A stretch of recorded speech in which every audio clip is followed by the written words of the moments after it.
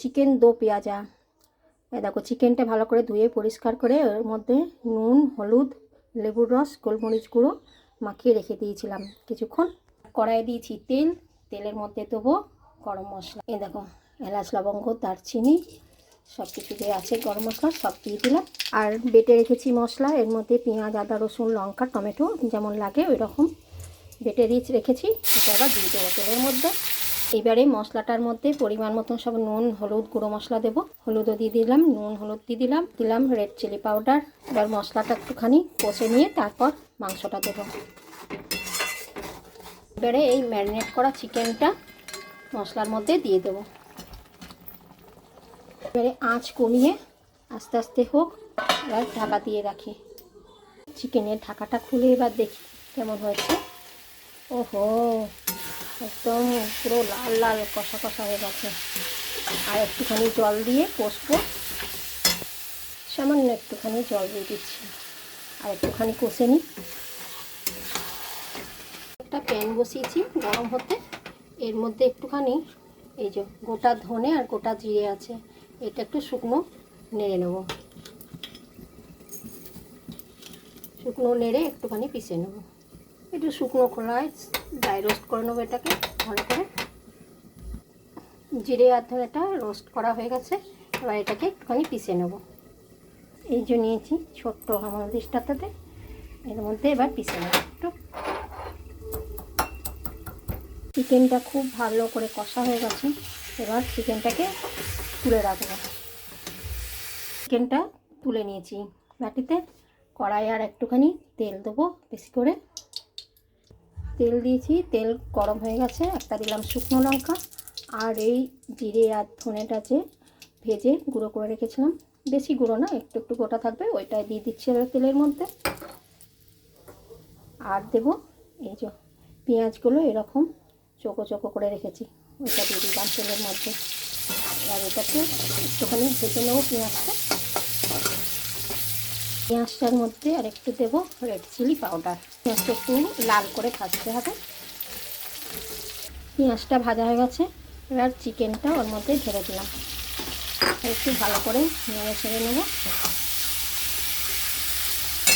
দেখো আমার কি সুন্দর চিকেন দো পেঁয়াজা হয়ে গেছে। এবার আমি নামিয়ে নেব। এই চিকেন দো পেঁয়াজাটা ভাত, রুটি, পরোটা সব কিছুর সঙ্গেই খাওয়া যাবে। তোমাদের যদি ভালো লাগে তাহলে রেসিপি তোমরা লাইক, কমেন্ট, শেয়ার করে দিও। আজকে আটা দিয়েই করব একটু চৌকো চৌকো এই পাঞ্জাবিদের মতন পরোটা। আটাটা একটুখানি নুন দিয়ে, আজকে না সাদা তেল দিইনি, আজকে একটুখানি ঘি দিয়েছি, বুঝলে, নুন মিষ্টি ঘি দিয়ে আটাটাকে মেখে নিয়েছি ভালো করে। মেখে একটু রেস্টে রেখেছিলাম 1 ঘন্টা মতো। তো চলো এবার বেলি এক এক করে। লেচিগুলো আজকে একটু মোটা মোটা কাটবো। পাঞ্জাবি পরোটা একটু মোটা মোটা হলেই বেশ ভালো হয়। এই দেখো এরকম। আমি কিন্তু আটা দিয়ে করেছি, কারণ আমি আটাই খাই। তোমরা চাইলে ময়দা দিয়ে করতে পারো। চলো এবার বেলি।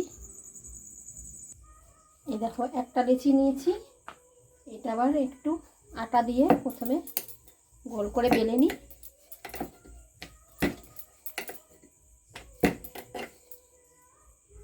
গোল করে বেলে নিয়েছি, এবার একটু মাঝখানে তেল দেবো। তোমরা চাইলে কিন্তু ঘি দিয়েও করতে পারো। কেমন, ঘি দিলে কি বেশ আর একটু বেশ খাস্তা খাস্তা হবে, তেল দিলেও হবে। এবার এরকম করে চারদিক থেকে এরকম চৌকো করে মুড়ে নিলাম।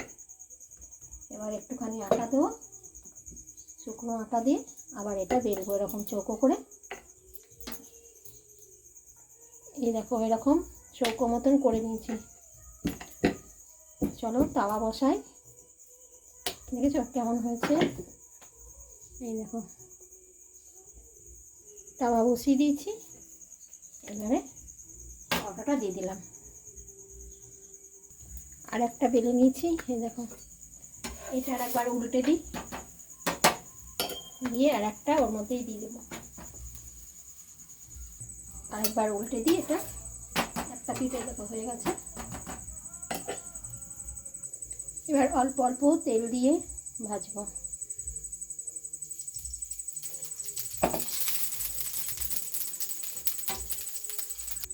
একটু কড়া কড়া করে ভাজতে হবে, তাহলে না বেশ খেতে ভালো লাগবে, মুচমুচে হবে একদম। এর সঙ্গে কি আছে জানো না? দাঁড়াও বলছি, আগে পরোটাটা ভেজে নিই, তারপরে বলছি পাঞ্জাবি পরোটার সঙ্গে কি আছে। দেখো ভাজা হয়ে গেছে, এবার আমি প্লেটে সাজিয়ে নেব। চলো এর সঙ্গে আর কী নেবো সেটাও দেখিয়ে দিই। পাঞ্জাবি পরোটা আর তার সঙ্গে রয়েছে চিকেন দো পেঁয়াজা।